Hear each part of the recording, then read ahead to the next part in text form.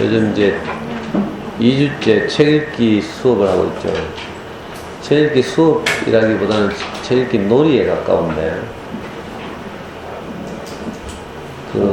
다시 한번 이렇게 깨닫게 되는 것이, 어린 시절에 책 읽기 습관을 잡는 것이 정말 중요하다, 이런 생각이 들어요. 뒤늦게 학년이 올라가고 나서 천하에 없이 뭐 저한테 보내도 이렇게 말하면 안 되겠지. 그래도 희망은 있다, 이렇게.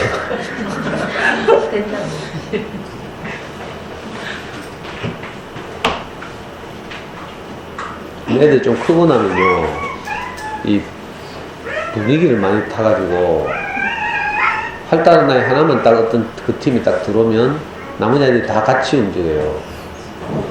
그래서 그 아이를 진정시켜서 책을 읽거나 읽고 난 그 이야기를 하거나 하는 것이 정말 쉽지 않거든요. 그런데 이번 주를 거치면서 보니까 우리 여기 오는 애 중에 우리 초등학교 2학년 여학생들이 있는데, 이 아이들은 이제 오빠를 따라서 이제 오빠들이 지금 5학년인데, 이 오빠들이 7살 때 엄마들이 이제 호소에 제 강의를 들어왔어요. 7살 때부터 지금 5학년이니까 한 5, 6년 지났죠. 근데 신기하게도 그 오빠들 덕인지 어쩐지 이 꼬마들이 초등학교 2학년인데, 하여튼 제가 이렇게 아이들이 읽히고 싶고 권하고 싶은 책들을 참 잘 읽은 거예요. 그래서 아주 이 습관이 잘 잡혀 있고, 심지어는 우리가 보통 책을 읽으면 본문의 내용과 그림만 이렇게 보잖아요. 저는 아이들한테 깜짝 놀랐는데, 순이와 어린 동생이라는 그림책이 있어요. 일본 작가가 쓴 그림책. 거기 보면 순이가 이제 여동생을 이렇게 잊어버렸다가 막 놀래가지고 막 찾는 그런 이야기인데, 마지막에 가면 이제 놀이터에서 여동생이 놀고 있어. 그래 찾았거든요. 근데 얘들은 그 본문 내용만 아는 게 아니라 그 책을 덮으면 뒷 표지에 그 순이하고 동생하고 엄마가 같이 나란히 걸어가는 그림이 있어요. 이런 걸 다 기억하고 있더라고. 또 달림안녕인가? 달림안녕 아니고 그 모둠에 직장 다니는 엄마들이 있고, 그 중에 한 여학생이 늘 엄마 오기를 기다리면서 버스 중간에 나가 있다는 이야기를 들어가지고 그 아이를 위로하고 싶어서 엄마 마중이라는 책을, 그림책을 그 모둠에 넣었거든. 그 엄마 마중이라는 책을 이번 주에 아이들하고 읽었는데, 그 완전히 뭐 한 30살 돼 보이는 애기가 이렇게 엄마 기다리면서 전차, 옛날 이태준 선생이라고 옛날 분이죠. 그 전차 정류장에 나가서 이제 우리 엄마 안 와요? 하면서 묻는 이런 이야기인데, 그 책도 본문의 제일 마지막에 보면 애가 그냥 하염없이 엄마를 기다리고 있어. 그리고 끝나거든요. 근데 거기도 어디더라, 뭐 책 안쪽 표지인지 뭐 뒷 겉장인지 보면 책을 딱 덮고 나면 막 불쌍하고 막 어떻게 될지, 막 엄마를 찾을지 못 찾을지, 만날지 못 만날지 모르는 그 아이가 엄마 손을 잡고 집으로 돌아가는 장면이 아주 조그맣게 그려져 있어요. 우리 애들이 초등학교 2학년 학생들이 그걸 다 기억하고 있는 거라. 그러니까 그림책 읽기 정말 잘한 거죠. 이런 모습을 보면서 이제 우리 아이들이 어릴 때부터 진짜, 내가 늘 말하지만 어릴 때부터 습관을 이렇게 잡는 것이 정말 중요하다, 이런 생각이 다시 한번 들었어요.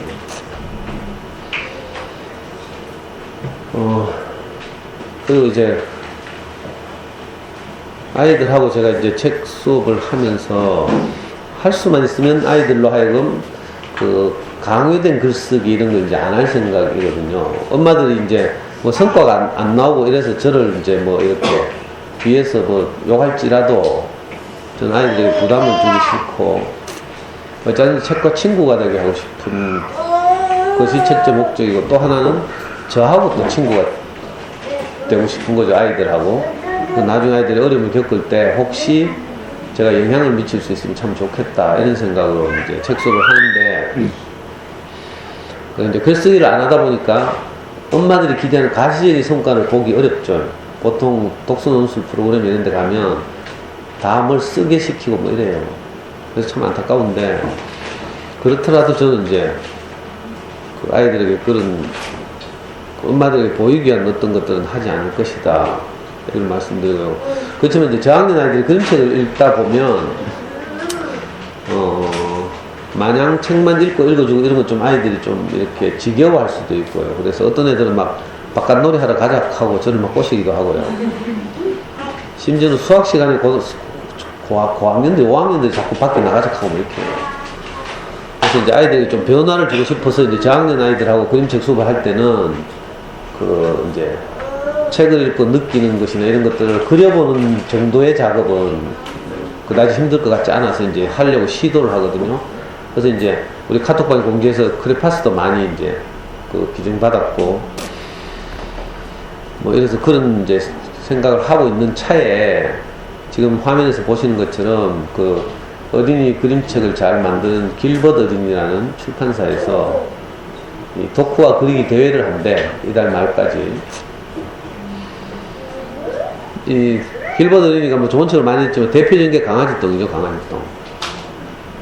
그리고 우리나라 작가 고대영이라고 이 2회전인가 3회전인가 호세요체에서도 초청해서 이 작가하고 아이들하고 이렇게 이야기 나누는 시간도 가지고 이랬죠. 이 고대영 작가가 쓴 저는 뭐 그림책 별로라고 생각하는데 하여튼 애들이 좋아하는데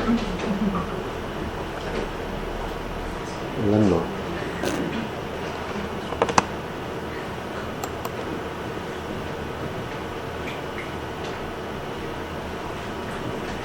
여기 저 강아지똥 있죠? 보여요? 우리 여기는 만인의 집은 없는 것 같은데 이것도 아주 잘 만들어진 그림책이고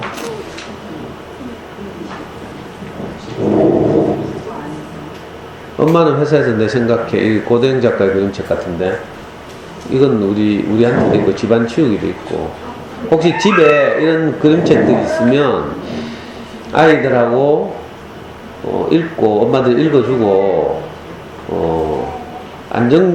집안에서 이제 안정된 분위기에서 그 독후화를 그려서 저한테 가지고 오시면 제가 단체로 한번 이렇게 접수해 보려고.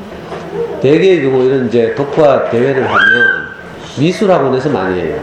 미술학원에서 단체로 이렇게 응모도 하고 뭐 하는데 혹시 공짜로 책 몇 권 받을지도 모르거든. 입상하면 뭐 대상인가 1등 하면 50권 준대. 빌보드니 책 50권. 그러니까 혹시 모르잖아요. 우리 중에 누가 대상 나오면 설마 50권 지 가가겠나 우리한테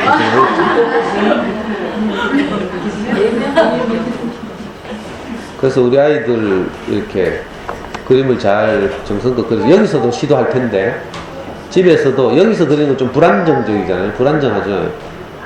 조용하고 차분한 분위기에서 뭐 강아지똥이라든지 아이들 마음에 드는 그림책을 가지고 이 만년사스도 유명한 그림책이죠. 맨발의 개인 이건 유명한 일본 만화고요. 우리한테도 이거는 애들용은 아니고 가능하면 뭐 그림책을 가지고 이달 말까지니까 한 20일 정도까지 아이들하고 한번 시도를 해보시라고. 그래서 그림을 뭐 엄마가 도와줘도 괜찮고 뭐 그런 거 심사위원들이 다 아니까 떨어지고 싶으면 엄마가 도와주고 창의적으로 그림책 안에 있는 같은 장면을 그리지 않아도 되잖아요. 책을 읽다가 뭐 이렇게 상상하게 된 어떤 것들 자유롭게 그리면 되는데 저는 이제 우리 1, 2학년 모둠에서 강아지똥을 텍스트로 하고 있는데 많으니까 강아지똥을 가지고 한번 그려보기를 한번 해보려고. 그래서 책 없으신 분들 도서관에 빌리든지 사든지 거듭 말씀드리지만 빠른 시간 내에 전집과 좋은 그림책을 교체하는 작업이 필요해요. 인테리어를 다시 하는 거지. 전집으로 하고 있던 인테리어를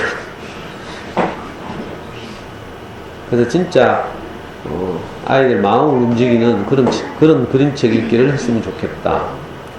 꼭 말씀드리고요. 7월 20일까지, 9월 20일까지. 그리고 또 하나는, 제가 이제 다음 주부터 화요일, 수요일은 주로 이제 그 학부모 역량강화 교육하러 이제 학교 강의를 오전에 가거든요. 그래서 혹시 시간 있으신 분들은 와서 청소 좀 해달라고. 제가 학교 강의를 가게 되면 우리 모기님하고 항상 같이 다니니까 여기 우리 현숙 씨 혼자서 이렇게 이 넓은 장소를 청소해야 되니까 너무 미안하고 이래서 혹시 주변에 살고 시간 있는 분들은 좀 화요일, 수요일, 목요일도 좋고, 목요일은 오전에 제가 늘 지묘동에 토라스쿨 하고 오면 여기 오면 2시 돼요. 그래서 앞으로 2달은 이제 학교 강의를 계속 해야 되니까 오전에 좀 도와주시면 좋겠습니다.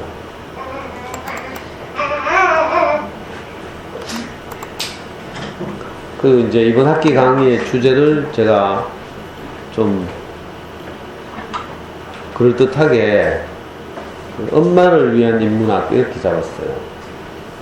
우리 아이들하고 그림책 읽기를 하고 하는 것도 제가 어린이를 위한 인문학 이렇게 잡았죠. 인문학 하면 뭐 너무 거창하게 느껴지기도 하지만 사실은 사람에 관한 이야기죠. 사람에 관한 이야기. 인문학이라는 것이 옛날에는 주로 이제 인문학 하면 옛날 사람은 문사철 이렇게 불렀어요. 문학, 철학, 사학 이렇게 이 셋을 인문학 이렇게 불렀죠. 요즘은 좀 범위가 좀 넓어지긴 했지만 어떤 면에서 또 사회과학까지 합하기도 하고요. 인간과 사회에 대한 이야기, 뭐 인간과 사회에 대한 학문 이런 거 이제 인문학 이렇게 말하는데, 여기 오시는 분들은 주로 어린 자녀들을 키우는 엄마들이니까 그 우리 어린 자녀들과 어떻게 소통할까 이런 주제를 가지고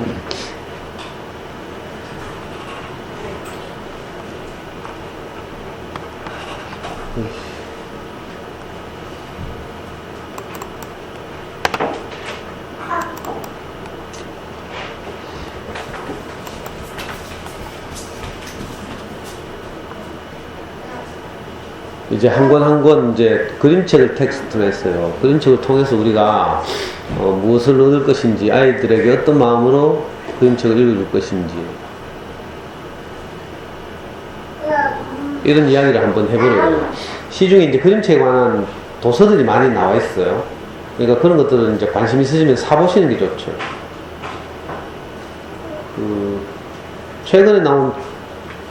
최근 몇 년 사이에 나온 책들도 좋은 게 많더라고. 저는 옛날에 나온 책들만 주로 추천했는데, 이번에 이제 이 공간을 준비하면서 이제 보니까 엄마들이 좋아하는 그 서울대에 나온 소아정신과 의사 서천석이라고 젊은 아빠가 그 그림책 관련 책들을 냈죠. 그림책으로 읽는 아이들 마음이라는 제목을 가졌어요. 그 외에도 현직 초등학교 여자 선생님들이 그 그림책 관한 책들을 몇 권 냈더라고. 제 방에 지금 다 있는데 그냥 누구 시켜서 좀 가져오라 하니까 시킬 사람이 없네. 이제 이런 책들 좀 읽어보시면 큰 도움이 될 것 같다 이런 생각이 들고요. 제 욕심으로는 엄마들하고 이제 이렇게 매주 이제 이 그림책에 관해서 이야기하고 또 뭐 그 성과를 이렇게 계속 축적해 나가다 보면 우리 수업한 걸 책으로 묶어낼 수도 있겠다 이런 생각이 들었어요. 물론 제가 오반인지 모르지만 누가 사줄지 모르지만 오늘은 첫 그림책으로 마녀윈이를 골랐어요. 이거 아이들이 대부분 다 읽어봤더라고. 엄마는 다 읽어봤어요? 아니, 엄마들은 대답 안 하면 되지.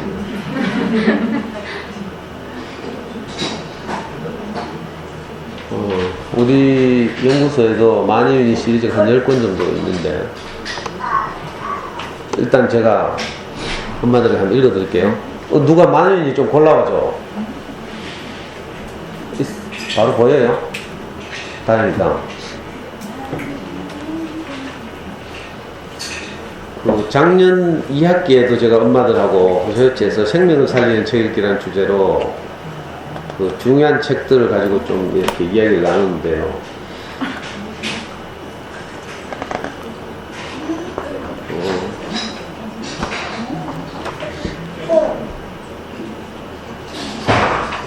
이 만유인이 아주 정성껏 그려진 그림으로도 유명하죠. 만유인이 코키 폴 그림, 벨러리 토마스 그림. 우선 처음부터 끝까지 제가 한번 읽어볼게요. 엄마들은요, 화면에 비치는 그림을 감상하시면 글씨 보여요? 안 보여요? 이게 전체화면 하는 방법 없나? 이건가?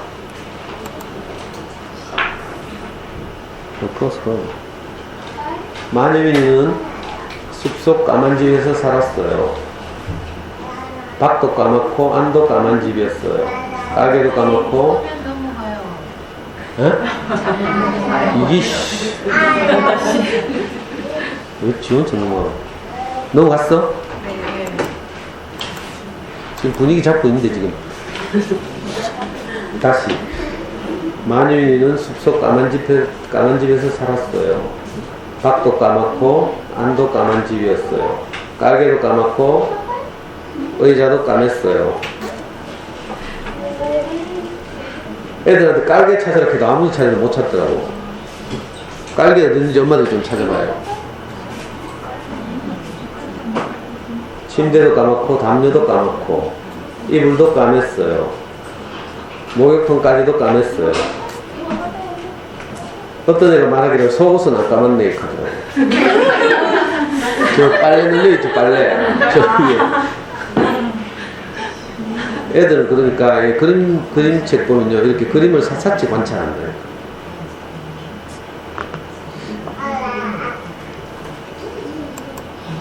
만유인은 까만 집에서 고양이 윌버하고 같이 살았어요. 윌버도 까맸어요. 그런데 윌버가 까만색인 게 말썽이었어요.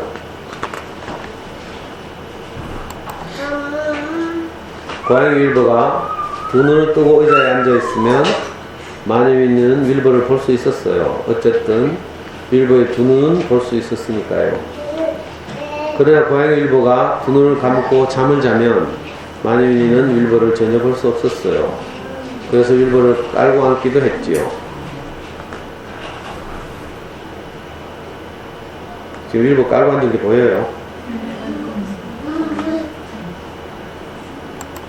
고양이 윌버가 두 눈을 뜨고 깔기 위에 앉아있으면 만유인은 윌버를 볼 수 있었어요. 어쨌든 윌버의 두 눈은 볼 수 있었으니까요. 그러나 고양이 윌버가 두 눈을 감고 잠을 자면 만유인은 윌버를 전혀 볼 수 없었어요. 그래서 윌버에게 발이 걸려 넘어지기도 했어요.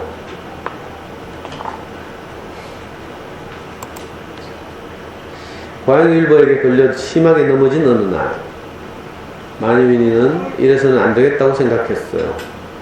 윈니는 요술 지팡이를 높이 들고 한번 휘두르면서 주문을 외웠어요. 수리수리 마수리야. 그러자 윌버는 더 이상 까만 고양이가 아니었어요. 윌버는 연두색 고양이가 되었어요. 이제 고양이 윌버가 의자에서 잠을 자도 만유윈니는 윌버를 볼 수 있었어요. 고양이 윌버가 마룻바닥에서 잠을 자도 만유윈니는 윌버를 볼 수 있었어요. 그리고 고양이 윌버가 침대에서 자는 것까지도 만유윈니는 볼 수 있었어요. 하지만 윌버는 침대에서 자면 안 되었어요. 그래서 만유윈니는 고양이 윌버를 밖으로 내보냈어요. 바깥 풀밭으로요. 고양이 윌버가 풀밭에 앉아있으면 두 눈을 크게 뜨고 있어도 만유윈니는 윌버를 볼 수 없었어요. 만유윈니는 서둘러 밖으로 나가다그만 고양이 윌버에게 걸려 넘어지는 바람에 3번이나 공중 제비를 돌고는 장미덤불 속에 처박혔어요. 이번에는 만유윈니가 몹시 화가 났어요. 윈니는 요술 지팡이를 높이 들고 5번 휘두르면서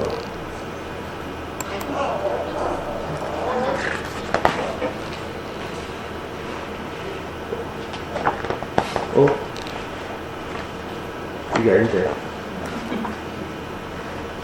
맞네.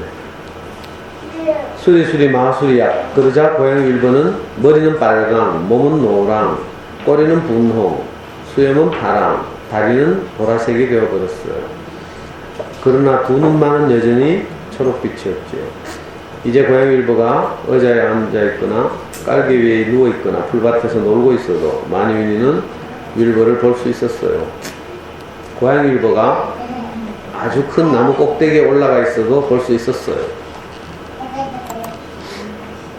고양이 1번은 아주 큰 나무 꼭대기로 올라가 숨었어요. 1번은 우스꽝스럽게 보였고 자기도 우스꽝스럽다는 걸 알았어요. 새들도 1번을 보고는 깔깔 웃었지. 고양이 1번은 너무나 슬펐어요. 그래서 아침부터 밤까지 나무 꼭대기에 있었어요. 다음날 아침에도 고양이 1번은 나무에서 내려오지 않았어요. 마니윈이는 걱정이 되었어요. 윈이는 윌버가 좋았기 때문에 윌버가 슬퍼하는 게 싫었어요. 이때 마니윈에게 멋진 생각이 떠올랐어요. 윈이가 요술지팡이를 휘두르면서 수리수리 마수리야 하고 주문을 외우자 윌버는 다시 까만 고양이가 되었어요. 윌버는 야옹 하고 나무에서 내려왔어요.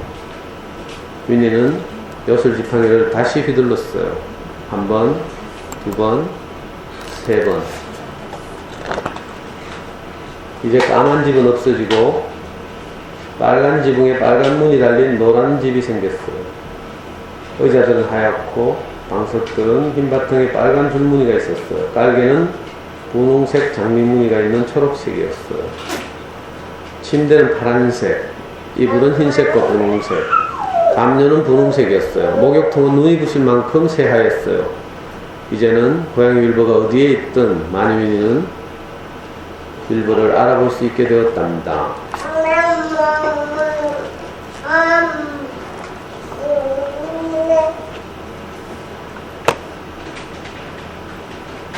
끝이에요. 아주 간단하죠. 뭐 이거 우겠다고 뭐 이런 생각이 들죠. 자, 처음으로 돌아와서 마니윈이에다가 나를 대입하고 고양이 윌버에다가 우리 아이들을 대입하는 거예요. 그리고 나서 이제 이 그림책을 다시 읽는 거죠. 마니윈은 성에 산대. 그림 보여요, 성? 보통 성은 자기 세계죠, 자기 세계. 엄마들의 세계예요. 엄마들이 지금까지 살면서 획득한 이런저런 생각과 관념, 지식의 세계. 근데 유감스럽게도 이 세계는 전부 검은색이래.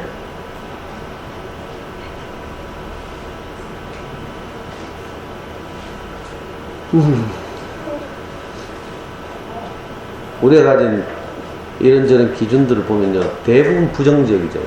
우리 아이들 볼 때, 뭐, 검은색은 부정적인 것을 상징한다, 뭐, 이런 건 뭐 말 안 해도 금방 알겠죠. 우리가 아이들을 대할 때 항상, 그죠? 옳고 그름의 시각으로 보는데 주로 부정적인 것을 주목하고, 거기에 대해서 지적하고, 책망하고, 훈계하고, 교훈하고, 뭐 이러죠. 그걸 교정하려고 노력하고. 지금 마니윈이가 하는 게, 꼭 우리가 아이들한테 하는 것 같죠. 고양이 1번 아무 잘못이 없어요. 그냥 까맣게 태어났어. 그렇죠? 어쩌면 엄마가 까만색이니까, 아니 마니윈이가 까만 걸 좋아하니까 고양이도 지가 까만 걸 샀는지도 몰라. 엄마들이 좋아하는 대로 아이들이 그렇게 변화해 가죠. 길들여져 가고 이런데 지가 좀 불편하면 또 그게 문제가 돼요.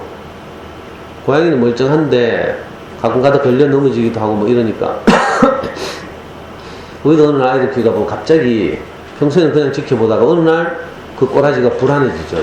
아이고 저래가 되겠나 싶고 먹고나 살겠나 싶고 막. 그러면 어떻게 해야 돼요? 고양이 색깔을 바꿔야 되죠. 이런 식으로 점점 가다 보면 고양이 일부가 너무 슬퍼져. 여기 보면 이제 뭐 자세하게 묘사는 안 됐지만 제가 딱 읽어보니까 윌버가 자존감이 낮아져서 자기 스스로 이렇게 부끄러워지는 거죠. 그 주변에서도 막 놀리고 이러니까 높은 나무 위에 올라가서 내려오질 않는데 고양이 울음소리도 안 내죠. 근데 거기까지는 참 슬픈 이야기인데 갑자기 마녀윈이가 뭘 깨달았나 봐요. 그래서 제 강의를 들어 나왔는지 어쨌는지 갑자기 여기 보면 그런 말 있죠. 이때 마녀윈에게 멋진 생각이 떠올랐어요. 처음으로 마녀윈이가 전환하는 장면이에요. 이때까지는 자기 기준이나 생각을 그대로 두고 자기 세계를 고수하면서 윌버를 자꾸 바꾸려고 했어. 그러다 보니까 윌버가 점점 자존감을 잃어가죠. 그런데 이번엔 처음으로 자기 세계를 바꾸는 거야. 저는 아이고 이 장면에서 막 약간 소름이 돋았어. 마녀인은 다른 사람 이야기가 제 이야기죠. 제 이야기. 어쩌면 여러분들의 이야기일지도 모르고. 저도 아이를 키우면서 항상 제가 가진 어떤 생각의 틀 이런 걸 가지고 이제 아이를 키웠거든요. 지난번에도 잠깐 말씀드리다 말았는데 저는 공부에 대해서 한이 있어요. 한. 여러분들이 가진 뭐 아쉬움은 잽도 안 돼. 엄마들 보면 뭐 딸 낳으면 발레 시키고 뭐 이런 거 있죠. 피아노 시키고 뭐 다 그런 거 있을 거예요. 내가 가졌던 아쉬움을 우리 사랑하는 아이에게는 겪게 하지 않았으면 좋겠다. 이런 마음이 다 있잖아요. 그러니까 참 좋은 것인데 시대는 변화하고 객관적이지 않죠. 우리 경험은 전부 주관적이라서 객관적으로 아예 꼭 필요한 것이 아닐 수도 있거든요. 근데 우리는 이제 우리 주관적 경험의 세계 안에 갇혀 있다 보니까 여전히 막 그걸 아이들에게 시키고 싶고 또 시키면서 내가 대리 해소도 하고요. 그렇죠? 애가 공부를 잘해서 막 1등 하면 내가 옛날에 1등 못 해본 것이 막 조금 위로가 되고 막 역시 나도 머리는 좋았는데 환경이 나를 받쳐주지 않았어. 뭐 이렇게. 저는 이런 게 특히 많았거든요. 초등학교 겨우 졸업하고 그것도 6군데나 전학 다니면서 막 이래가지고 제가 아이를 키울 때는 나도 모르는 사이 있잖아요. 우리 애를 서울법대를 보내야지 하는 그런 목표가 생겼죠. 저도 이게 스스로 세운 목표는 아니에요. 우리 형의 대학 입시를 지켜보면서 그때 진학지라는 잡지가 나왔어요. 그 대학 입시를 안내하는 잡지. 거기 보면 이제 전국에 있는 대학들을 점수를 가지고 한 줄로 세워요. 계속 그런 정보를 이제 우리 수험생들한테 제공하는 그런 월간 잡지였는데 요즘은 그런 잡지가 잘 없고 전부 인터넷 사이트죠. 메가스터디, 또 진학사, 뭐 이런저런 입시 사이트들이 많이 있어요. 그러니까 내가 가진 그런 생각도 사실은 내가 외부의 영향을 받은 거예요. 그 영향이 내 세계가 되고 나도 모르게 또 그것을 아이에게 이제 또 이렇게 제시하고 이런 거죠. 그러다 보니까 우리 애는 어릴 때부터 제가 가진 서울대 프로젝트에 꽤 맞춰졌어. 요즘 엄마들 뭐 푸르미닷컴 가서 막 이렇게 막 열심히 뭐 하고 하듯이 저는 그보다 훨씬 더 했죠.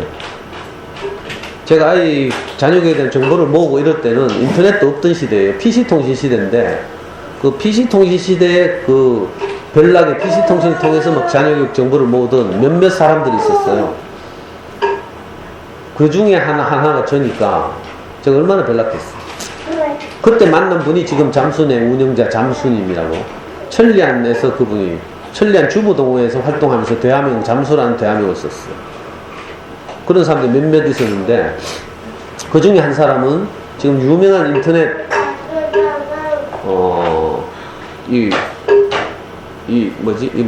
인터넷 자녀교육 매체들을 판매하는 아주 커다란 사이트를 운영하고 있죠. 에듀카 코리아라고. 잠순의 책보면 부록에 제일 먼저 나오는 게 주로 에듀카 코리아예요.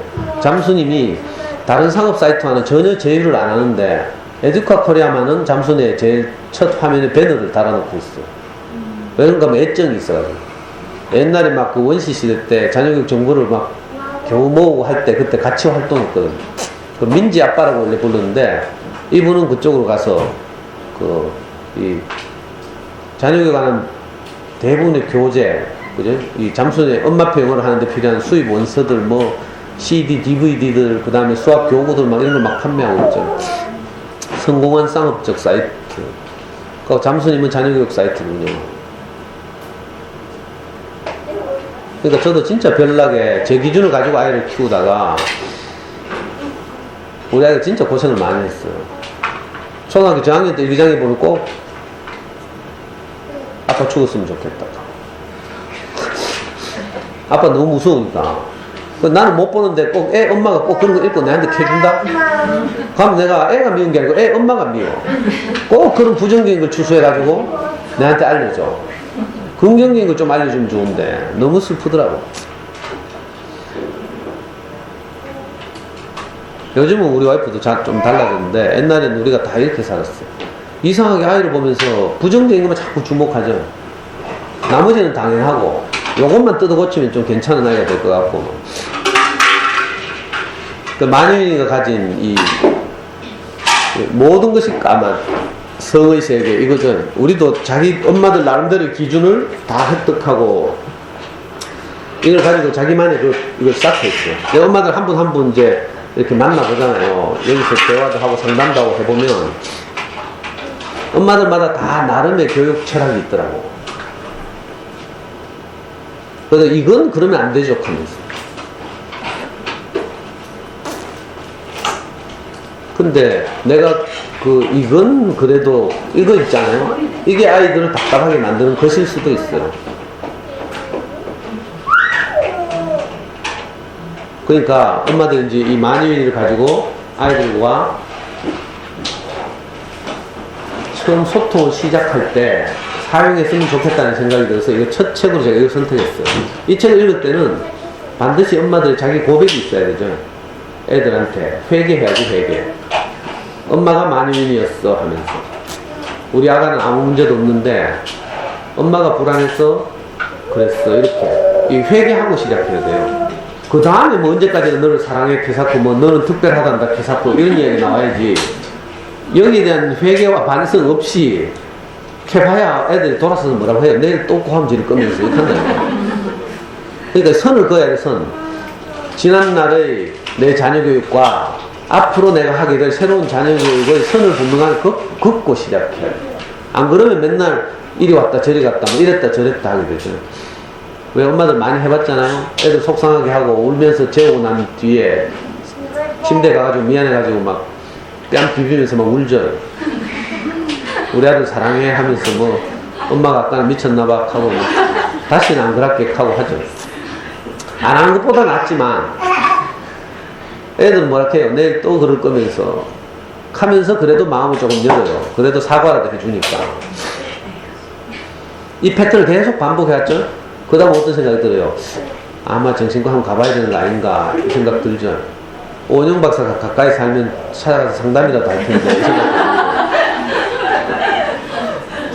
실제로 우리 유튜브를 통해서 제 강의를 듣다가 한 가족이 대구에 상담하러 왔잖아요. 지난 학기에. 경기도 양평에 사는 가족인데 이분들이 와서 하더라고. 이 엄마가 늘 이걸 다람쥐 쳇바퀴 돌듯 하니까 결국은 수원에 있는 오은영 박사 찾아갔다는 거야. 이 양반이 수원에서 개업하고 있다네. 찾아가서 약 처방도 받고 이제. 그리고 양평에 법륜스님 올 때마다 찾아가고 법륜스님 2번 왔는데 2번 다 자기가 질문자로 선정됐대. 질문을 미리 적어낸다 하더라고. 그 이야기를 제가 자세히 들었어요.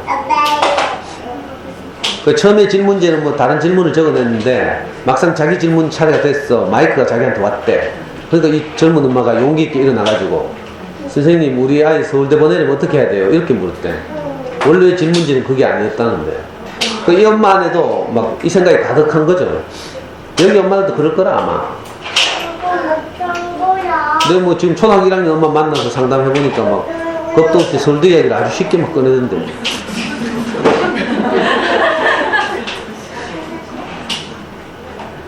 이 서울대가 얼마나 무서운 데인지 모르고 지금.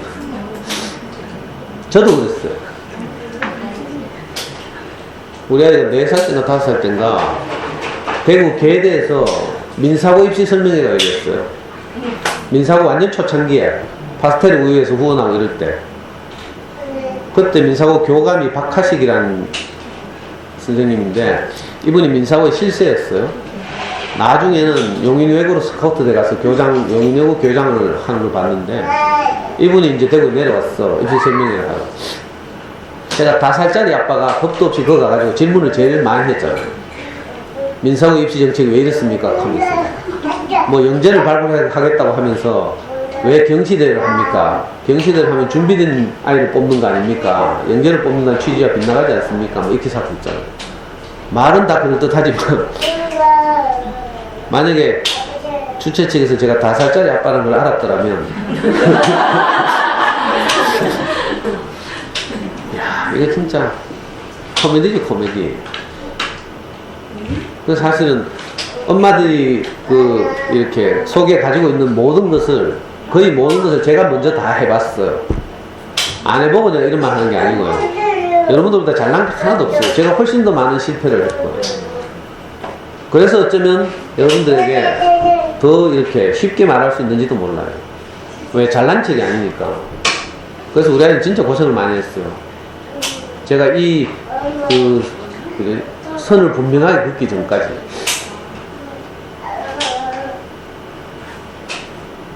애가 고함을 지르면, 제가 고함을 지르면, 애 눈동자가 팽팽팽 돌아요.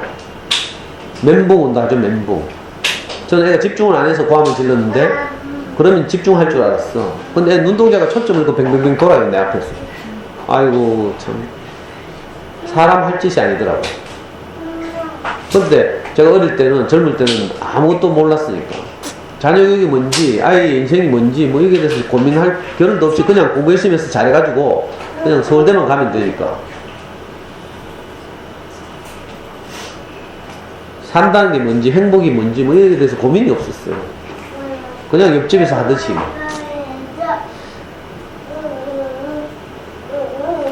그래서 엄마들이, 나중에 제가 조금 철이 들고 나서는 정말 아이한테 무릎을 꿇고 이 온 마음을 다해서 아이한테 사과한 적이 정말 여러 번이에요.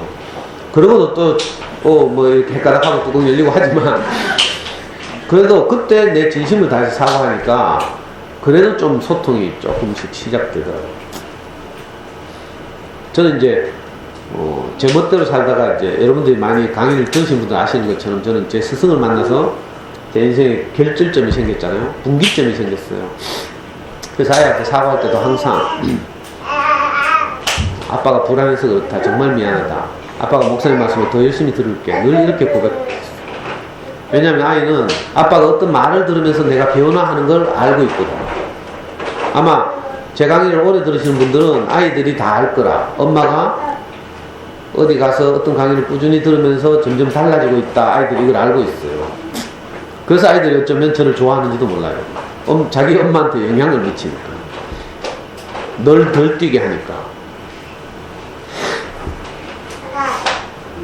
그러니까 내가 가진 세계라는 것, 만유인의 세계는 전부 까맣고 잿빛이라고 했잖아요.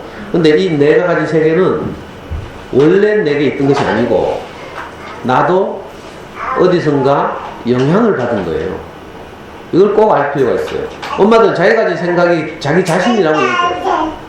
제가 서울법대를 보내야 됐다는 생각은요, 제가 날 때부터 한 게 아니고 내가 살아오면서 어떤 영향을 받아서 생긴 생각이에요. 그러니까 그 생각은 없어져도 아무 상관이 없어요. 꼭 이래야 된다는 거 있죠. 이런 것도 사실 내가 살면서 영향을 받은 것일 수 있어요. 대부분. 근데 이걸 내 세계라고 구축하고 거기에 갇혀 있으면 굉장히 위험하죠.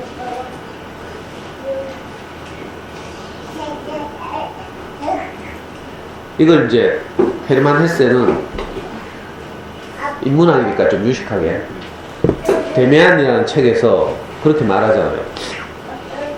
그 사춘기 아이들이 많이 읽어요. 성장 소설인데 데미안이라는 책이 거기 보면 유명한 말 나와요. 예? 많은 사람들이 알에 갇혀 있다는 거죠. 그리고 알이 자기 세계라는 거라.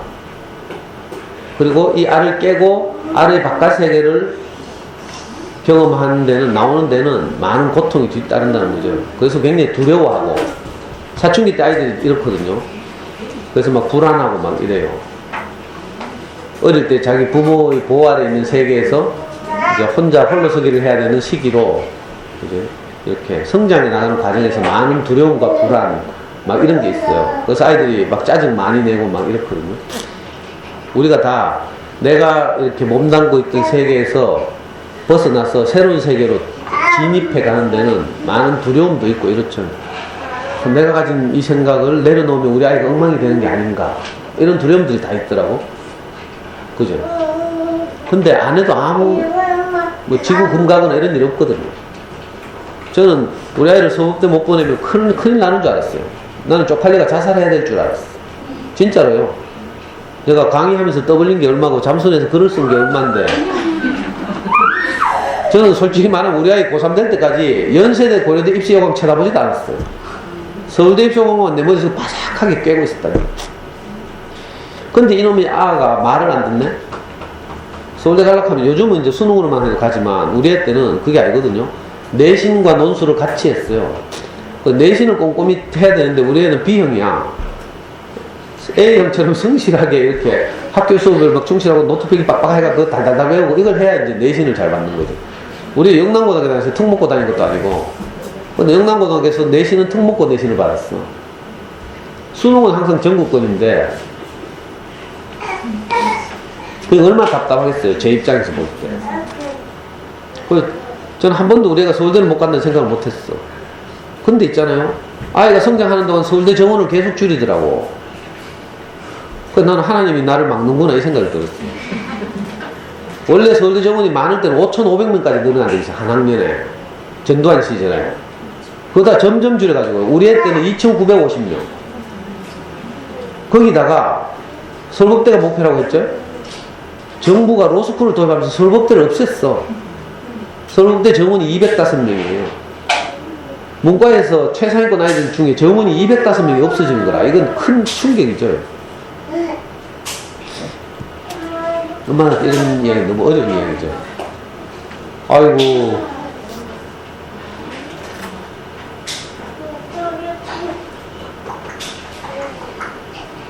근데 한 번도 생각하지 못했는데 진짜 서울대를 떨어졌어. 그리고 나서도 저하고 아이는 멀쩡하게 살아있어. 그러니까 꼭 이러면 안 된다고 생각하는데 지나고 나면 아무것도 아니에요 사실. 그걸 몸으로 내가 경험하고 그 생각을 내려놓고 이러면 너무 늦죠. 그러니까 그 전에 이렇게 어떤 이야기를 듣고 내가 다른 충격을 받으면서 내가 껍질을 깨고 나오는 작업, 이게 필요해요.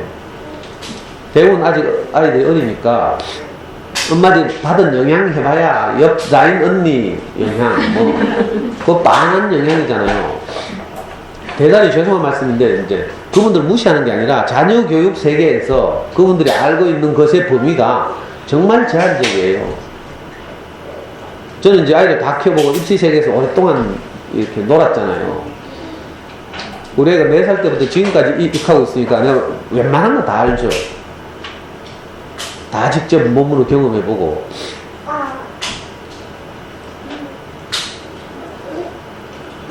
그래서 나중에 알게 된 것이 뭔가 하면 가장 중요한 것은 내가 아이를 살리는 것이다. 이걸 알게 됐어. 엄마들 소원이 뭐겠어요? 엄마들 마음이 아이 속에 들어가는 거잖아요. 아이가 엄마 마음처럼 자라주는 거죠. 그렇죠? 그 엄마 마음을 아이 속에 집어넣으면 돼. 어떻게 집어넣겠어? 내가 여기서 퀴즈 하나 낼게. 상추가 사람이 되려면 어떻게 하면 되겠어? 상추가 사람이 되려면 누가 뭐 잘하네. 상추가 사람이 되려면 사람에게 먹히면 돼요. 그렇죠? 돼지가 사람이 되려면 돼지고기가 되어가지고 돼지가 죽어야지 일단. 죽은 다음에 그죠? 잘 잘려져서 가공돼가지고 사람의 식탁 위에 오르면 되죠. 그럼 사람이 먹으면 소화 안 되는 부분은 배설되지만 그게 영양분이 돼서 사람의 육체가 돼요. 사람의 몸이 되는 거죠. 그러니까 상추가 사람 된다니까? 자, 엄마 마음이 애한테 들어가면 어떻게 해야 되겠어요?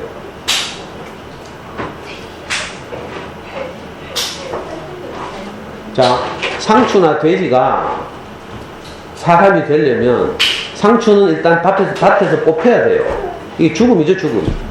돼지는 죽어야 돼요. 그래야 고기가 되니까. 그렇죠? 상추는 뭐 작아가지고 뭐 자를 필요도 별로 없지만 재래기 하려고 하면 그걸 잘라야 되죠. 돼지고기도 잘게 잘라야 돼요. 그래서 가정으로 이렇게 팔려나가야 되죠. 그래서 가정에서는 그걸 사가지고 어떻게 해요? 엄마들이 또 작게 자르죠. 사람의 입에 들어갈 만한 크기로 요리를 해요. 그래서 사람의 입보다 작아져야 사람에게 먹힐 수 있어요. 자, 우리가 아이들에게 먹혀야 되죠.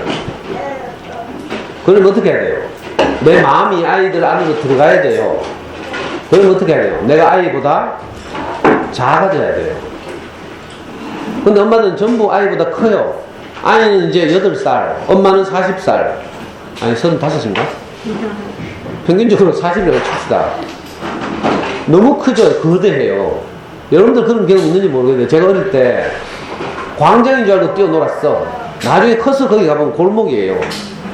그러니까 어린아이 눈으로는 그 골목이 광장처럼 보이는 거야. 아이들의 눈에는 우리가 제랄다와 거인이라는 그림책 있죠. 아이들 눈에는 우리는 거인이에요, 거인. 너무 크고 위대하고 올마이티한, 전능한 그런 존재로 여겨진다니까? 부모를 볼 때. 그거 어떻게 그 꼬마가 엄마를 소화하겠어요? 이건 불가능하잖아요. 한 상상을 해봐요. 우리는 아이 앞에서 거인이라니까, 거인. 그래서는 절대로 아이 속으로 우리가 스며들 수가 없어요.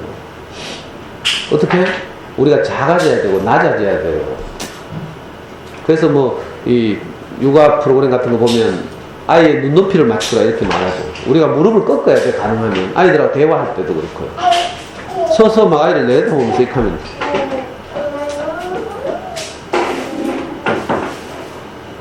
이 소통의 시작이죠. 내가 상대방보다 작아지는 것. 내 생각을 바꾸는 거죠. 이게 죽음이죠, 사실. 엄마들이 자기가 가진 생각, 가치관의 세계를 무너뜨리려고 하면 이건 자기로서는 죽음이다. 아이고, 이걸 내려놓으면 큰일 나는데? 이걸 양보하면 우리 애가 버릇 나빠지는데? 뭐 이런 거 있잖아요. 금요일날 학교 안 가면 큰일 나는데? 뭐 이런 거. 오늘 좋은 소재가 생겼네, 준서 덕분에. 그래가지고 옛날에 막 개근상, 6년 개근상 받고 막 이랬죠. 아는 뒤지는지 사는지 모르고 막. 우리는 아빠를 잘못 만나가 저하고 싸우다가 학교를 못 간 적도 있어요. 올해 초등학교 2학년 때가 3학년 때인가 내가 열받아가지고 애하고 싸우니라고. 싸우는 게 일방적으로 혼내니라고. 혼내고 나니까 감정이 안 풀리잖아요. 애도 속상해서 울고 있죠. 그래서 둘이 부둥켜 안고 운이라고 학교 못 간 적도 있어요. 그래서 한 11시쯤 돼가 내가 학교에 됐다는 적도 있고. 그래서 내가 꼭 이래야 된다고 생각하는 것이 어쩌면 아이와의 소통을 가로막고 있을 수도 있어요. 저도 이렇게 함께 살아보면 그럴 때 많거든요. 가족 생활도 그렇고 여기서 함께 일하면서도 그렇고.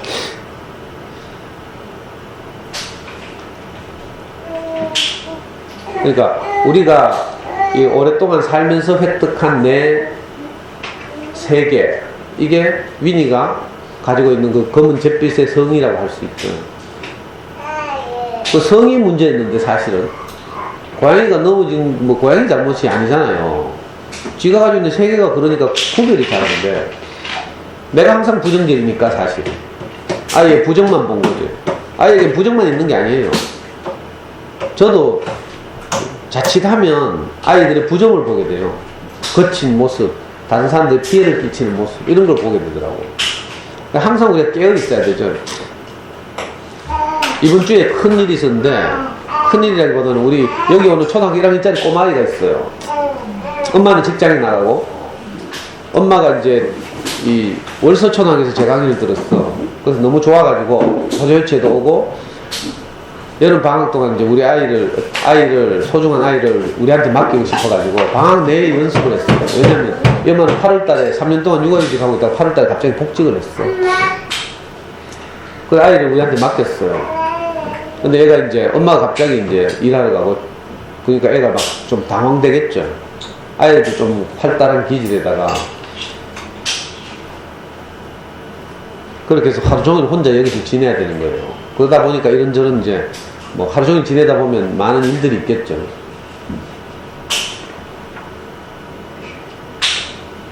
근데 제가 눈이 헷가닥 해가지고 어느 날 보니까 아예 부정적인 게 자꾸 보이는 거야. 장난감을 내팽개친다든지 뭐 이런 거 있잖아요. 요 좁은 공간에서 함께 사는데 어려움이 생기게 하는 그런 행동들이 자꾸 보이는 거예요. 그래서 너무 속이 상하더라고. 다른 애들하고 뭐 이렇게 뭐 피해를 주고 이럴 것 같기도 하고 뭐 이래서 거기에 자꾸 주목하게 되는 거예요. 그래서 내가 당황해가지고 토요일 밤에 아이하고 엄마하고 이제 엄마가 이제 퇴근해서 우리한테 찾아왔어요. 또 아이하고 놀기도 하고 뭐 이러려고. 근데 내가 엄마가 상담하자고 하는데 그만 저 방에 상담하러 들어왔는데 내가 거기다 대놓고 엄마에게 애 부정적인 얘기를 계속 한 거야. 함께 살기 어렵다 하면서. 혹시 내가 아이를 여기 못 보내게 하더라도 서운해하지 마라 하면서 막 엄마한테 내가 협박을 하는 거지. 그러니까 내가 완전히 그때 정신이 나간 것 같아. 그 엄마는 그 말 듣고 얼마나 속상했겠어요. 집에 돌아가서 새벽에 막 장문에 문자가 왔더라고. 자기가 생각한 아이는 그렇지 않다 하면서. 근데 그 문자를 받을 때만 해도 야, 이 엄마가 진짜 자기 애를 모르네 이렇게 생각했어요. 그리고 다음날 아침에 또 문자가 왔어. 장문에 문자가 왔어. 선생님 뭐 하여튼 서운하다 뭐 이런 취지로. 그때까지 제가 정신을 못 차려가지고요. 갑자기 확 열이 받더라고. 우리 성격이 급하거든. 그래 바로 이 엄마한테 전화해가지고 내가 그래 못 믿겠으면 떼차라 하면서 너희 집 근처에 보내라 하려고 내가 이제 사무실 딱 도착해가지고 그래도 내가 이제 마음대로 그렇게 할 수는 없으니까 우리 저 모기님하고 저 누구 정희 친구님을 불렀어. 사무실 내 방으로. 그래서 온 문자를 보내주면서 내가 우했으면 좋겠노 하면서 당장 보내지 마라 캡북각 하니까 바로 모기님이 하는 말이 우리가 잘못 받닥해야지요 하면서 엄마가 보는 아이가 맞다고 우리가 잘못 본 거라고 정말 미안하다고 이렇게 문자를 날리라 카톡을 날리라는 거라. 그래서 나는 내게 그 마음이 없어. 잘못 보긴 뭘 잘못 봐. 내가 똑바로 봤는데.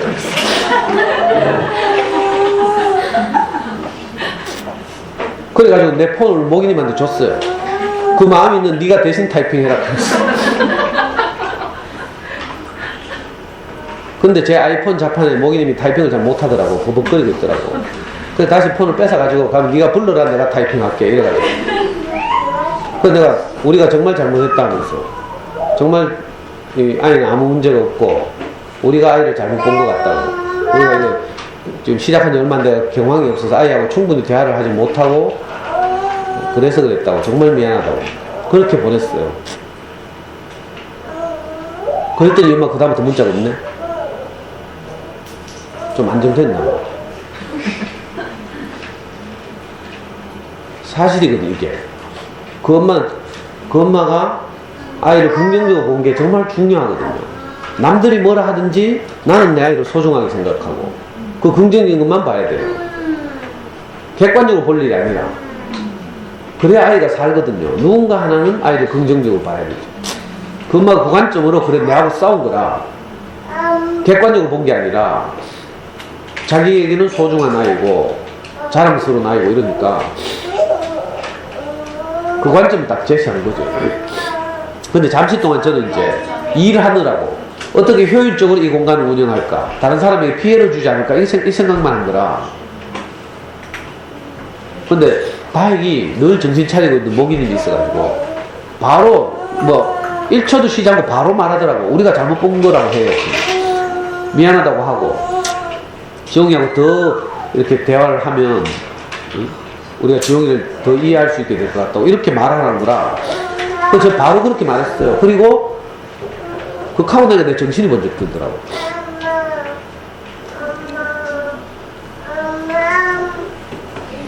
그러니까 만유인이가 멀리 있는 게 아니고요.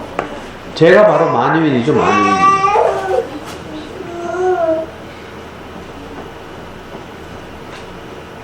나도 모르게 내가 일을 하니까 효율이 없어요, 효율이. 그럼 실제로 내가 가만히 놔두면 또 다른 엄마들이 아이들 데리고 오는데 다른 엄마들의 아이들이 피해를 보니까 또 다른 엄마들한테 혼이 나. 그게 내가 안타까워서 내가 이렇게 말리고 개입하고 이러다 보니까 자꾸 이제 피곤해지는 거잖아요. 그랬는데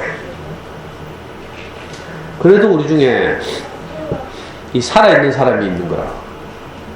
그 제정신을 차리고 딱 중심을 잡고 있는 사람이 있어서 저도 다시 이제 정신을 번쩍 차리게 됐죠. 그때 만약 내가 내 성질대로 했으면 너가 그래 네 보는 대로 그럴 것 같으면 가면 너 동네 가까운 데 보내지 말라고 멀리까지 보내는데 이렇게 말했으면 얼마나 서운했겠어요. 사이도 나빠지고 그것만 그래도 열심히 직장생활 하면서 제 강의 듣고 맨날 댓글 남기고 뭐 이렇게 하는데 내가 나쁜 놈이지. 근데 신기하게도 네?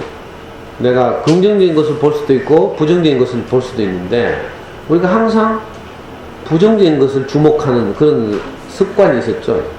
근데 이 관점을 바꿔서 부정적인 걸 주목하지 않고 긍정적인 것을 보고 사람을 살리는 그 누군가가 우리 앞에 있는 거라. 우리 주변에 그런 사람이 있어야 돼요. 그래야 그 영향을 받아서 우리도 다 살아나. 아이만 살아난 게 아니고 저도 살아났어요. 그냥 정신이 들고요. 저는 어찌하든지 엄마들에게 아이들 막 수학 공부 빡시게 시키고 이래가지고 우리의 수학 공부 했듯이 이렇게 해서 엄마들한테 막 보이고 싶은 거라. 엄마들 눈 버이 뜨고 지켜보고 있잖아요. 밖에서 내가 아이들하고 수학 공부를 안 했거든요. 그걸 의식하면 내가 아이들하고 소통이 막혀요.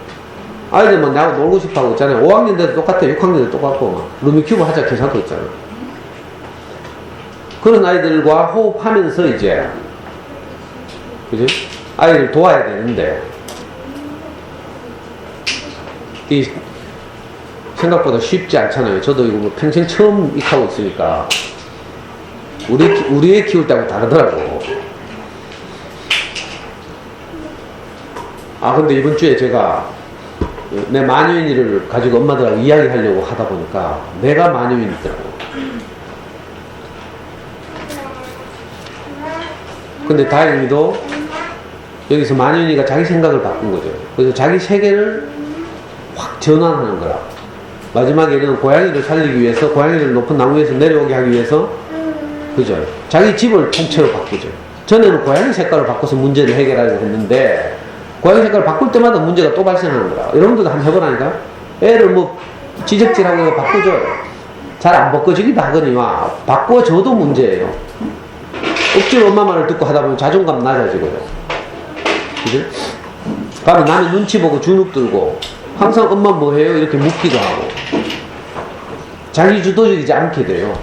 이게 우리가 길들이는 거죠. 어른의 시각으로 길들이는 거예요.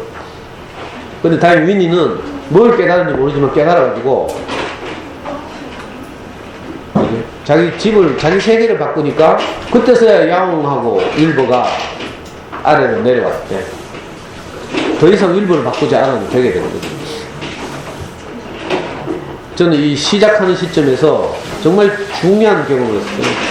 아, 내가 아이들을 어떻게 바꾸려고 할 일이 아니구나. 아이들 있는 그대로 보고 그 아이들이 있는 장점을 우리가 살려나가야 되겠구나. 이 생각이 들어요. 어쩌면 이런 다양한 아이들이 저를 더 성숙하게 만드는 것 같아요.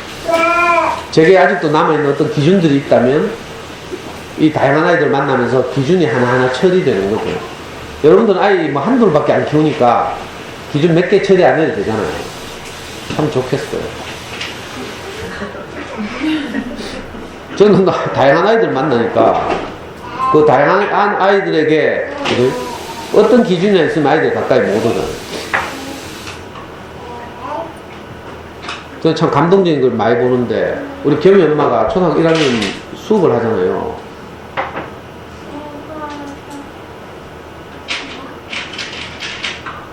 아이들하고 수업을 하는데 그 누구지? 우리 명희 씨 아들 이름 뭐지? 아이고, 재원이하고 수업을 하는 데 있잖아요. 나는 처음에 초등학교 1학년짜리하고 수학 수업을 하는데 50분 동안 들어가가 안 나오더라고.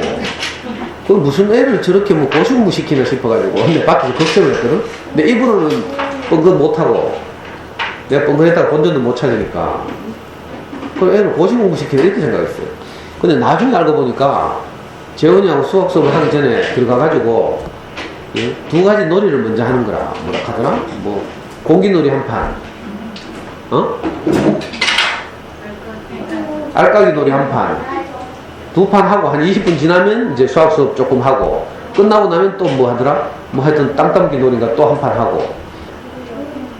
그리고 나서 이제 나오는 거라. 근데 어제 봤는데 재원이가 우리 모기님하고 수학 수업 하는데 문을 잠그고 안 열어줘. 다른 애들 절대 못 들어.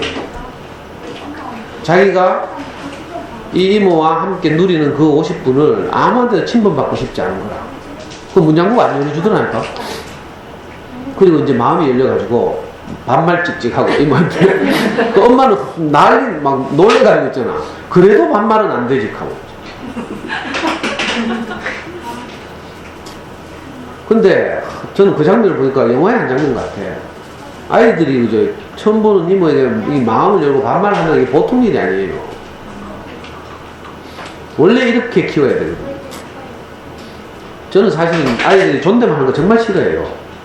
엄마들이 물론 사회생활 하려면 예의나 규범이 필요하고 이래서 존댓말 훈련시키죠.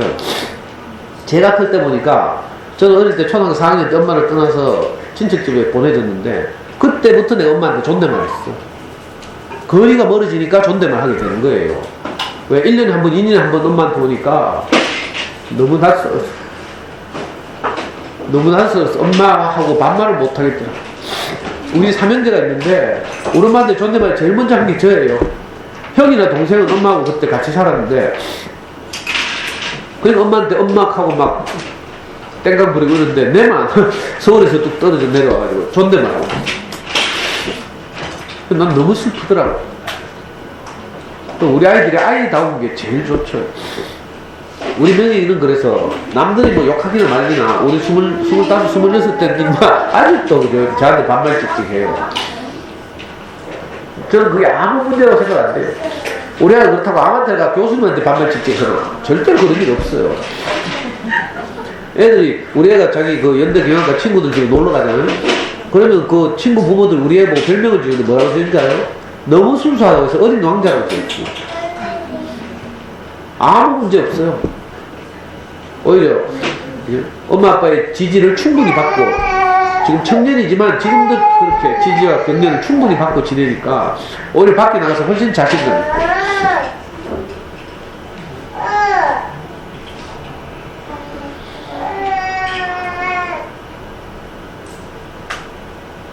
요즘 뭐 가장 유행하는 말이지만 자존감. 너무 소중하거든. 자존감이 없으면 자존심을 세우게 돼요. 이 단어 한 글자 차이, 한 글자. 자존감하고 자존심하고 한 끗발 차이인데 하늘과 땅 차이예요. 자기에게 아무것도 없는 경우에 너무 그죠? 자존감이 낮을 경우에 고집형 그러니까 자존심을 내세우게 돼요. 그런데 누군가가 자기를 사랑하고 지지하고 격려하고 항상 자기를 지켜보고 응원하고 이래봐요. 이성의 아이들이 당당해지죠. 그래서 우리가 아이들과 이렇게 소통했으면 좋겠어요. 내 안에 있는 기준, 내 세계, 그죠? 이걸 바꿀 필요가 있어요.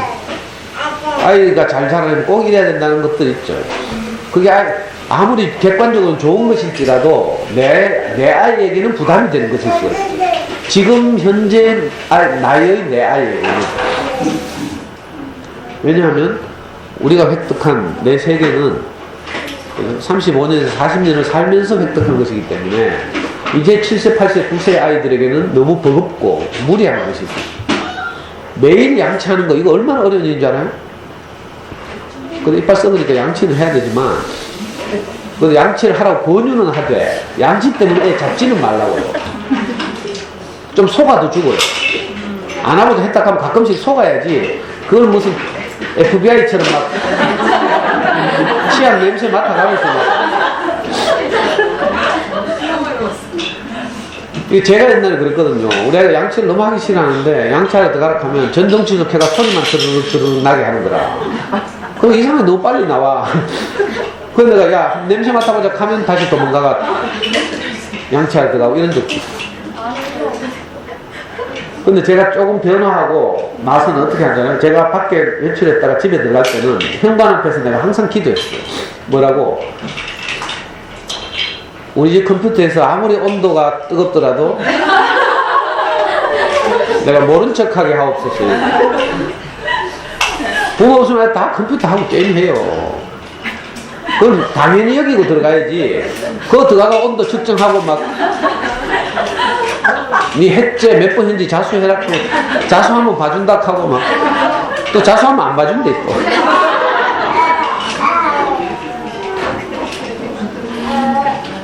그게 아이들이에요. 그게 아이들. 우리 아이같이 유명한 모범생도 사실은 어떻게 보면 우리 애가 엄청나거든요. 엄청나. 엄마들이 제 강의를 많이 듣고 와서 어디 명혁이라는 형아가 있다더라 하고 집에 가서 다 이야기하죠. 그럼 우리 아이는 엄청나잖아요. 이렇게 잠순에서도 정말 유명한 아이고, 제가 다니는 교회 안에서도 그렇고 또 강의를 듣는 많은 분들 사이에서 우리 아이는 정말 그죠? 모범적인 아이 같지만 사실은 전혀 그렇잖아요. 연 아이들이 크듯이. 옛날에 수학 공부에 대해서 부담을 주니까 문제일자비를 답지 보고 다 뺏겼더라고. 제가 호소치에서 몇 년 전에 한 10년 전에 강의한 적이 있어요. 어느 날 정답률이 너무 높아. 문제일자비 정답률이 85%가 나와야 되는데 거의 뭐 95%를 넘어가는 거야. 그런데 이상하다 싶어서 추적 조사를 해보니까 내 숨겨놓은 답지를 어디서 찾아가 뺏기고 제자리에 갖다 놓은 거야. 그래서 내가 그때 큰 충격을 받았죠. 그래서 나중에 이제 또 동생들 엄마들의 강의를 하면서 아이들에게 무리하게 수학 부담을 주면 답지를 뺏깁니다 이렇게 말했잖아요. 그때 제 이야기를 들을 때는 많은 엄마들이 우리 애는 안 그럴 거예요 이렇게 다 생각했어. 그 중에 한 엄마가 어느 날 찾아왔어요. 몇 년 후에 울면서 자기 둘째 아들이 있는데 어느 날 답지를 다 뺏겼다는 거야. 그 이 새끼 이럴 줄 몰랐다 하면서 막 어떻게 죽여야 살려요 하면서 아마 지금 우리 1, 2학년 꼬마들도 좀 잘하면 답지를 뺏길 거라. 그때 오늘 제 이야기를 꼭 기억해요. 아, 명예기도 뺏겼다 하자. 그러면 애를 혼 안 낼 수 있어요. 근데 우리 애만 그렇다고 생각되면 미치고 환장할 노릇이죠. 뭐 또 그때 또 뭐 3살 버릇 8까지 간다는데 개사코 막 지금 답지 뺏기는데 나중에 수능 때 컨닝까지 하겠지 개사코 막 이렇게 하고 있으면 안 된다고. 아이들이 다 이렇게 자라는 거죠. 어찌하든지 우리의 기준은, 유일한 기준은 뭔가 하면 아이를 살리는 거. 일단 아이가 살아나야 자존감이 높아져야 뭘 해도 제대로 해요. 자신감이 없으면 그래? 애들 막 당황해가지고 버벅거려요. 어제도 5학년 수학 수업을 하면서 5학년 4명하고 수업을 하는데 내가 일찍 하는 애는 나가도 된다 이렇게 했어요. 분량을 아주 작게 주고 쉬운 연산하는 교과서를 이제 딱 그 과제를 주고 애들 하도 하기 싫어하길래 제일 일찍 하는 애는 나가도 된다 이렇게 했어요. 그랬더니 있잖아요. 한 애가 갑자기 막 멘붕이 온다는 거야. 왜? 빨리 하려고 하니까. 그 중에 하나가 빨리 하고 나갔어. 그러니까 애가 막 당황이 돼가지고 있잖아. 똑같은 문제인데 이쪽에서는 맞고 이쪽에서는 엉터리다. 5학년이 멘붕이 왔어. 평소에 자신감이 없어가지고. 가끔씩 이런데. 수학에 대한 자신감이 없는 거죠. 어처구니가 없더라고. 어떤 데서는 똑같은 유형의 문제를 또 잘 해놓고 바로 이쪽에서는 완전히 뭐 엉망으로 해놓고 이랬어.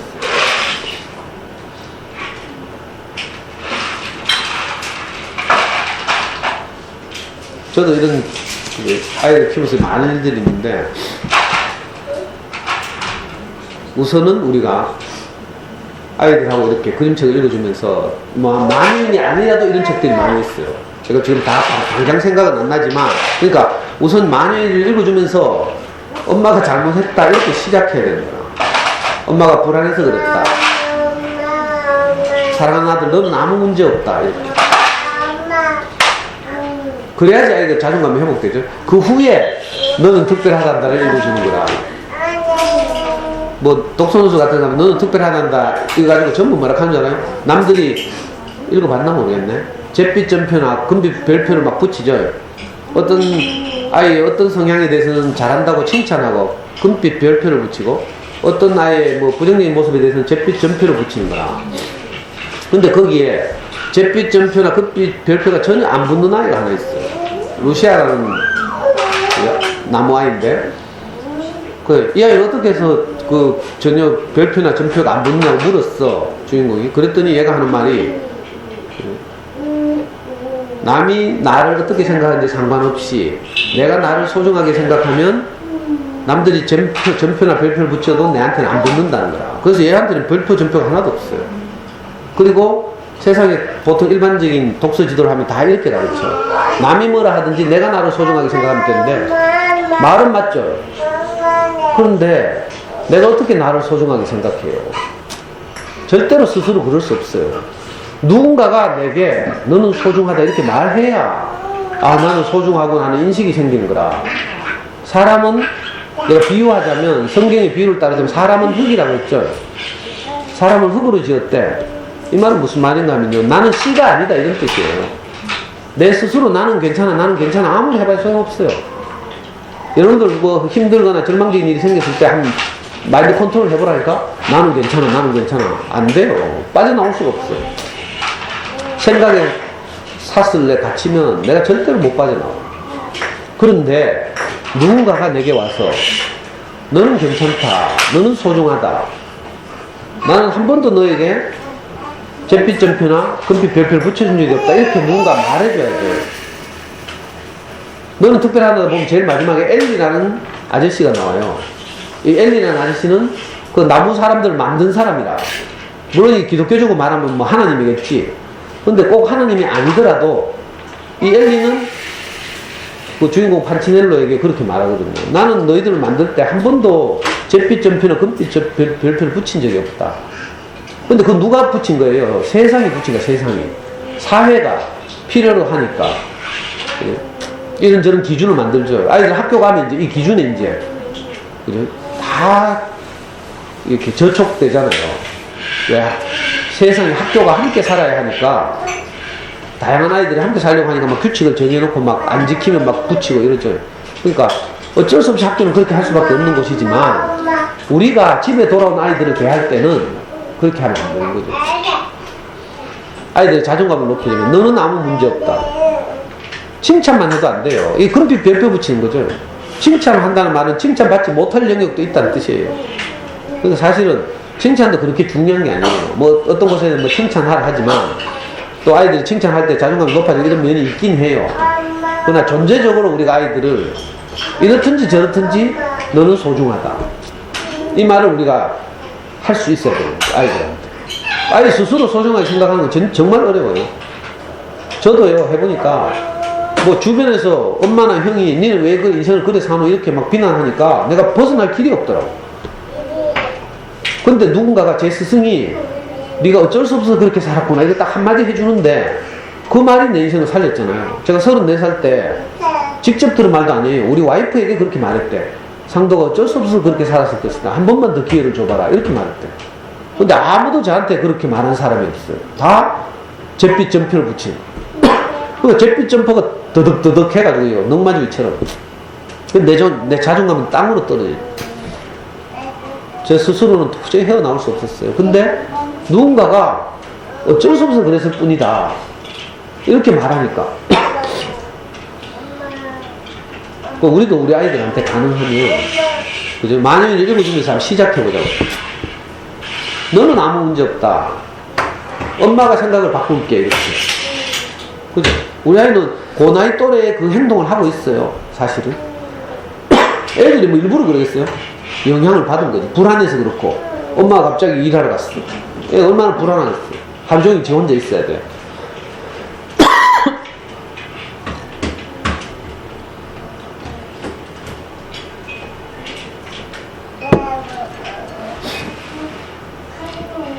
사실은 그렇게 할 만해서 그렇게 하는 거예요. 그 교정한다고 되는 게 아니라. 그래서 뭐라고요? 아이들이 자라도록 기다리는 거예요. 제가 전에도 말씀드렸는데 그 성경은 그런 비유가 있어요. 주인이 종들 데리고 밭에 나가서 씨를 뿌렸는데, 이 비유도 자주 했죠. 씨를 뿌렸어요. 요즘 말로 모를 냈어. 모를 심었어. 근데 종들이 다음날 아침에 나가보더니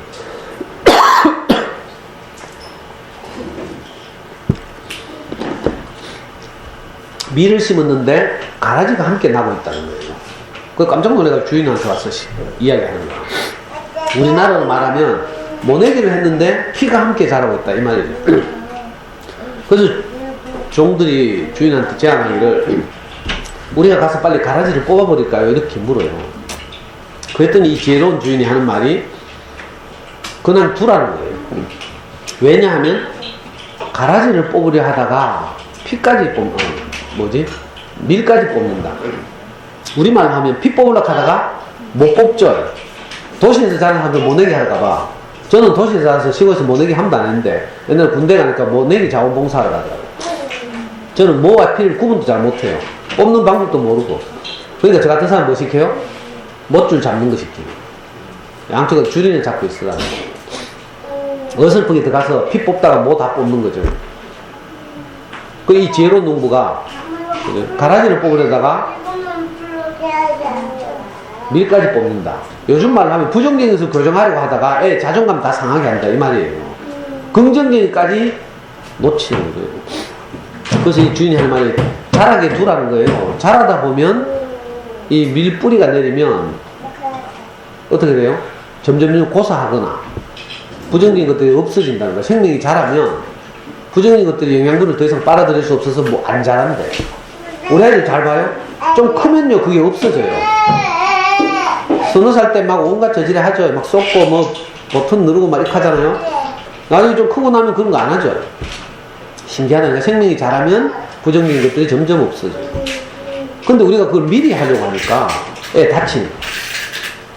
여러분들 남편들한테 한번 해보라니까. 남편들이 부정적인 걸 계속 잔소리해봐. 어떻게 돼요? 남편이 고쳐요? 아니면 튀어요? 정말 기분 나쁘다니까. 와이프가 나를 가르치려고 하면. 여러분들도 그럴걸? 저 인간이 나를 가르치려 한다 이 느낌이 들면 기분이 확 나쁘고 자존심 상하죠. 어른들도 그런데 하물며. 그러니까 우리 아이들의 부정적인 것은 생명이 자라면 해소된다. 그러니까 아이들의 긍정적인 것에 주목하고 그걸 즐거워하고 기뻐하고 그걸 추수해서 남편 퇴근하면 우리 아이가 이렇게 잘했어요 이렇게 말해야죠. 그러면 남편이 퇴근하고 와서 기분이 좋다니까. 근데 꼭 우리가 부정적인 걸 주세요. 여보 당신한테 왜 저런지 모르겠어 하면서 얼마나 말을 안 듣는지 이렇게 봐요. 그럼 하루 종일 그 직장에 나가서 피곤하게 새가 빠지게 돈 벌고 막 눈치 보면서 고생하고 와가지고 집구석에 들어왔는데 바로 또 부정적인 것이 확 뿌려져. 그럼 정말 짜증나거든요. 저도 가끔 그래요. 우리 와이프가 카톡으로 우리 애하고 뭐 주고받다가 부정적인 이야기 하잖아. 그럼 내 신경질 확 난다니까. 니는 그 말밖에 할 거 없는데 바로 막 하잖아. 가능하면 긍정적이거든요. 아예 안전과 생명에 관계된 거 말고 이렇게 학교에서 뭐 폭력사건이 많았다 이런 건 남편하고 진지하게 상의해야 돼요. 대책을 논의하고 그런 거 말고 그냥 일상적인 데서 일어나는 것들 중에 별것 아닌 것들은요 생명이 자라면 없어질 것들은 남편한테 꼬발리지 말라니까. 자기가 편하려고 남편 시켜서 좀 제압해 보려고 막 이렇게 하다가 어떻게 돼요? 남편이 나중에 뭐 강목 들고 나온다니까. 애들 좀 커봐요. 엄마들 이렇게 하다가 애들 초등 고학년 중학생 되면 남편들이 성질 나잖아요. 뚜껑 열리면 몽둥이 들고 나서 애하고 막 패고 이렇게 하다가 완전히 관계 오그러져. 그거 조심해야 되죠. 그래서 뭘 추수할 것인가 이거예요. 웬만한 것들은 그냥 지나가는 것들이에요. 잘하면 없어질 것들. 그러니까 기다리면 해소되는 거죠. 저도 사실은 여러분들한테 하는 말이 아니고 제 자신에게 하는 말이에요. 이제 늘 아이들하고 이제 지낼 텐데 여기 있다 보면 막 정신이 하나도 없어. 우리 첫날 수업하는 날 있잖아요. 여기 엄마들까지 한 30-40명 모여가지고 무슨 덧대기 시험도 그리 없어. 우리 다 멘붕됐어. 아이고 이래가 되겠나 싶어. 갑자기 겁이 덜컥 나더라고. 근데 하루가 지나니까 50%가 딱 정리됐어. 이틀이 지나니까 80%가 정리됐어. 지금은 이제 거의 조용해요. 딱 전부 적응해가지고. 그리고 각자 할 일 하고, 수업 없는 애들 여기서 놀고 있고, 엄마들은 또 어떤 엄마들 또 아이들, 동생들 데려가서 책도 읽어주고 이런 식으로. 참 신기하던데. 지금 이제 2주가 지나가는데 상당 부분 정리됐어요. 그러니까 엄마들도 여기 와서 우리 부정적인 것만 보고, 너건 뭐 이래 아마추어 같아, 뭐 이렇게 하지 말고, 3층에는요, 뭐 프로들 들어와가지고, 요 위층에는 뭐 리딩타운 2개나 들어와있더라? 요 3층에 리딩타운 키즈 들어와있고요. 저 간판 막 달았더라고. 저쪽 끝에 가면, 요 같은 건물에 끝에 가면 리딩타운 뭐지? 라시오인가 있고요. 수학학원도 2개나 들어가 전쟁하고 있고, 엘리베이터 보면요. 교육학과 수학을 전공하지 않은 뭐, 하면서 막, 우리가 이렇게 살아야죠. 아이들과 함께. 그러니까, 오늘 혹시 돌아가셔서 이제 아이들하고 그림책 같은 거 읽어줄 때, 객관적으로 읽어주면 안 돼요. 아무 소용없어요. 내 마음을 담아서 읽어줘야 돼요. 그래서 만유인이 나올 때는 내가 만유인임을 인정하고, 아이들한테 미안하다 하고, 불안해서 그렇다 하고, 엄마 좀 기다려주면 강의 열심히 들어서 좋은 엄마가 될게 하고, 그러면 애들이 뭔가 좀 희망이 생긴대요. 그래서 우리 초등학교 왕자 정민이는 제 별명을 뭐라고 지었는 줄 알아요? 엄마 사냥꾼이라고 지었어요.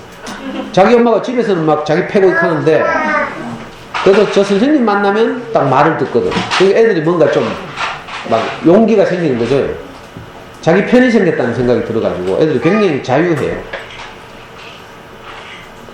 그러니까 여기 오신 엄마들은 저한테 좀 혼날 생각하고, 아이들 앞에서는 제가 일부러 엄마들 손도 내고 하거든요. 그게 엄마들을 아이들이 무시하는 게 아니라 아이들에게 숨통을 틔워주는 거예요. 엄마들이 집에서 지멋대로 하는 줄 알았더니, 아, 엄마도 누구의 말을 듣고 사는구나, 이렇게 하는군요. 아이들을 굉장히 안심하게 하는 거예요. 그리고 좀 잘 되면, 우리가 좀 안정되면 아이들하고 운동회도 하고, 옛날에 호소이치에서 제가 강의를 하면서 운동회도 2회 했어요. 초등학교 운동회 빌려가지고 가족들, 아이들, 뭐 아빠들 올 수 있는 분들 오고 운동회도 하고, 아이들 정말 좋아했거든요. 겨울에는 경주 하늘리조트 빌려가지고 가족 캠프도 하고 그랬어요. 그때는 제가 참 열심히 의욕도 있고 이랬는데, 이제 그 의욕을 되살려서 이번 학기에는 이제 그런 것도 좀 해보려고, 가을에 소풍도 한번 가고, 10월 말이나 11월 초에 저는 저 안동이나 이런데 그 권정 선생님 생가 있죠. 그 근처에 뭐 초등학교를 뭐 권정생 동안날인가 뭐 이렇게 해놔가지고 엄마들 많이 가잖아요. 우리 아이들하고 엄마들하고 전부 거기 이제 소풍을 가는 거죠. 도시락 싸가지고. 그래서 그런 것도 이제 함께 이렇게 견학도 하고 그 근처에서 이렇게 놀고 뭐 이렇게 아이들하고 가볍게 뭐 공도 차고 이러면 참 좋겠어요. 그러니까 11월 초쯤, 11월 첫 주말이나 그때 되면 적당히 이제 더위도 꺾이고 뭐 낙엽도 좀 지고 뭐 이럴 때죠. 10월 말 아니면 11월 초 주말에 소풍도 안 가고 할 테니까 혹시 다른 계획 잡으신 분들은 좀 바꾸고, 꼭 아이를 여기 안 보내는 분도 괜찮아요. 제 강의를 들어오신 분 누구나 되고, 그렇게 해서 좀 새로운 문화를 조성해 가야 되죠. 지난주에도 말씀드렸지만 정말 신기해요. 아이들 여기 와서 노는 거 보면 자기들만의 질서가 있어요. 우리가 개입만 안 하면 저때 알아서 논다니까 치고받고 싸우다가도 또 놀고. 어제 2학년 애들 보니까 뭐 심하들이 괜히 가시나들한테 가가 막 몸 뒤리 밀고 뭐 엎어지고, 여자애 그 앉아있는데 막 가서 저거 쓰러지고 일부러 막 괴롭히더라고. 그래서 나는 막 뭐 심하들 불러가 막 일부러 화난 척 하면서 있잖아요. 막 애들 때리시는 거 책으로 막 때리시는 거 하면서 너 여학생들 괴롭힐래 하면서 막 이렇게 했거든. 근데 우리 모기님이 애들 데리고 수학 수업을 하는데 1m의 길이가 얼마인지 알아보려고 애들 다 데리고 나가서 운동장에 가서 요 예가 놀이터 가가지고 몇 발자국이면 아이들 그러면 몇 발자국이면 1m가 되는지 이걸 알아보는 실험을 했어. 거기 갔다 오더니 모기님이 가더라고. 그렇게 괴롭히는 것 같았지만 조금만 있으면 또 애들이 여자애 남자애 이야기들 막 어울려서 논다는 거야. 이게 아이들 세계죠. 아이들 세계. 금방 치고받고 싸우는데 또 놀고 있고. 그죠? 거기에 우리가 좀 기다려주면 되는데 우리가 개입해가지고 뭐 어떻게 사건을 해결하려고 하면 시끄러워지는 거야. 사실 우리 때문에, 어른들 때문에 시끄러워져요. 웬만큼 뭐 피 흘릴 정도 싸우는 거 아니면 좀 기다리고, 또 우리 애가 혹시 여기 와서 좀 뭐 힘센 놈한테 맞는다 쳐도요, 그게 사회화되는 과정이라 사실 그걸 받아들여야 돼요. 물론 막 맨날 그렇게 하면 좀 어른들이 조언하고 집에서 좀 해야 되지만, 그죠? 우리 애는 맨날 맞고 왔거든. 그 맞으면서 살아가는 법을 배운다니까? 아, 나는 나대면 안 되는구나, 이런 것도 배우고. 어? 성질 저런 놈 내가 피해야 되는구나, 이런 것도 배우고요. 그게 세상을 살아가면서, 이게 사회화라니까? 엄마들 세계에서 그렇잖아요. 그죠? 그러니까 우리는 어디 가든지 다 배우게 돼 있어. 공자님 말씀하셨잖아요. 뭐 친구 셋이 길을 걸어가도 거기 내 스승이 있다고 하는 것처럼 우리가 이렇든지 저렇든지 우리 아이들을 성장하게 할 것이고, 그죠? 우리 어른들도 성장해가고 이런 과정을 통해서 우리가 더 아이와 소통하고 행복하게 자라는 거죠. 오늘의 요약. 아이들에게 회개할 것. 그림책을 읽어주면서 내 마음을 실을 것. 그림책의 내용을 읽어주고 이런 게 아니에요. 마음을 담아서 읽어야 그게 진짜 그림책 읽기예요. 그래서 제가 전집 중심의 지식책 읽기를 그만하라는 거라. 그걸로는 절대로 아이들 치료할 수 없어요. 아이들 용기를 주고 위로하고 있잖아요. 아이들 살리고 자존감을 높이고 이래야 되잖아요. 그건요, 지식 나부랭이를 머릿속에 꾸겨 넣는다고 되는 일이 절대로 아니거든요. 그리고 아까 말씀드린 것처럼 그 길벗 어린이 독후화 대회 우리 연구소 이름으로 함께 그 출품하게 조용할 때 집에서 아이들하고 주말에 그림 한 편씩 그려서 제출할 것. 여기서도 시도하겠지만 여기 애들 안 보내는 분들도 있고 그러니까 안 보내도 괜찮으니까, 그죠? 그림을 그려서 뒤에다가 아이 학교 학년 이름 적어서 우리한테 주시면 모아가지고 단체 접수 한번 해볼게요. 다음 주에 뵙겠습니다.